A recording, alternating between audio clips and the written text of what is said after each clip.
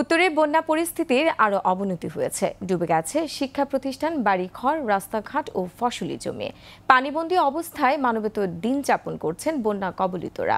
উত্তরাঞ্চলের সবকটি নদ নদীর পানি বেড়েছে। বানের পানিতে প্লাবিত হচ্ছে নতুন নতুন এলাকা। গাইবান্ধা, বগুড়া সহ বেশ কটি জেলার স্কুলে পানি ঢুকে পড়ে, পাঠদান বন্ধ হয়ে গেছে। এদিকে সিরাজগঞ্জে যমুনার ভাঙনে বিলীন হচ্ছে ঘরবাড়ি ও ফসলি জমি। মহিমা পলের রিপোর্টে বিস্তারিত।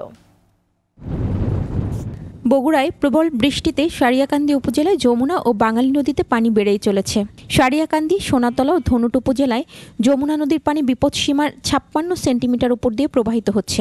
24 ঘন্টায় 37 সেন্টিমিটার পানি বেড়েছে।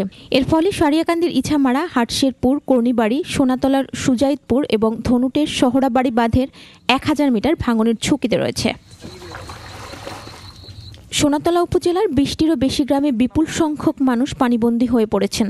8টি সরকারি প্রাথমিক বিদ্যালয়, একটি মাদ্রাসায় পানি ঢুকে পড়ায় পাঠদান বন্ধ হয়ে গেছে। 85 হেক্টর ফসলি জমি এখন পানির নিচে।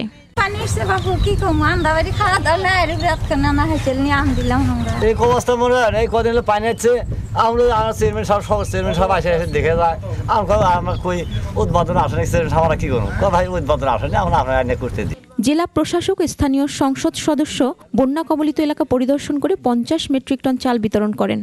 সরকার অত্যন্ত ক্লোজলি মনিটর করছে বন্যার্তদের পাশে থাকার জন্য, এবং আমরা সেই লক্ষ্যে আমরা সরকারের কাছ থেকে ইতিমধ্যেই এই বগুড়া জেলার জন্য আমরা 10 লক্ষ টাকা পেয়েছি।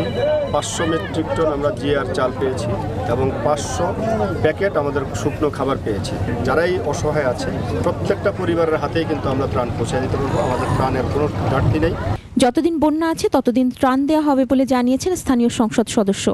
আমাদের সরকার, সেই সরকার সজাগ আছে, সচেতন আছে, উনি মনিটর করছেন। অবশ্যই এই এলাকার নদীর যে কাজ সেটা কিন্তু চলমান আছে। আর আপনারা অবশ্যই জানেন যে এই সময় কাজটা করার সুযোগ নাই। অবশ্যই সারা বছর ধরে এই এলাকার নদীর কাজ চলছে, আগামী দিনে নদীর কাজ হবে। গাইবান্ধায় তিস্তার পানি কমলেও যমুনা, ব্রহ্মপুত্র, ঘাঘট নদীর পানি বিপদসীমার উপর দিয়ে বইছে। প্লাবিত হয়েছে গাইবান্ধা, সুন্দরগঞ্জ, ফুলছড়ি ও সাঘাটার 21 ইউনিয়ন। ঘরের ভিতরে এক কোমর পানি, ঘরের ভিতরে থাকতে পারি না, চল নিয়ে বাইরে আসিয়া সমস্যা। বাড়ি চৌধুরীর বাড়ি ঘর পানি, কেউ মনে করেন যে চকি ধনার সাথে বান্ধি আছে, গরু বাছুর বিশৃঙ্খল অবস্থা। এদিকে সিরাজগঞ্জে যমুনার পানি বৃদ্ধি অব্যাহত রয়েছে। শহর রক্ষাবাদের হার্ড পয়েন্টটি বিপদসীমার উপর দিয়ে প্রবাহিত হচ্ছে। না কাজ করার কারণে আমাদের এলাকা ভাঙ্গে চিরা সুরমার ভাড়া দিতেছে। এটা সরকার থেকে যদি উদ্যোগ ভালো করে না নেয় তাহলে আমাদের এগুলো থাকবো না, আমাদের বাড়িঘর সব শেষ হবে। নদীর পানি বাড়ার সাথে সাথে তীব্র হয়েছে ভাঙন। শাহজাদপুর ও এনায়েতপুরের হাটপাচিল, সৈয়দপুর, ভেকা, জালালপুরে যমুনায় বিলীন হয়েছে শতাধিক ঘরবাড়ি। টাঙ্গাইলে ঝিনাই নদীর পানি বিপদসীমার 78 সেন্টিমিটার এবং ব্রহ্মপুত্র, যমুনা নদীর পানি বিপদসীমার 20 সেন্টিমিটার উপর দিয়ে প্রবাহিত হচ্ছে। জেলার ভুয়াপুর, কালিহাতী ও সদর উপজেলার চরাঞ্চল প্লাবিত হয়েছে। মহিমা পলি, 21 টেলিভিশন।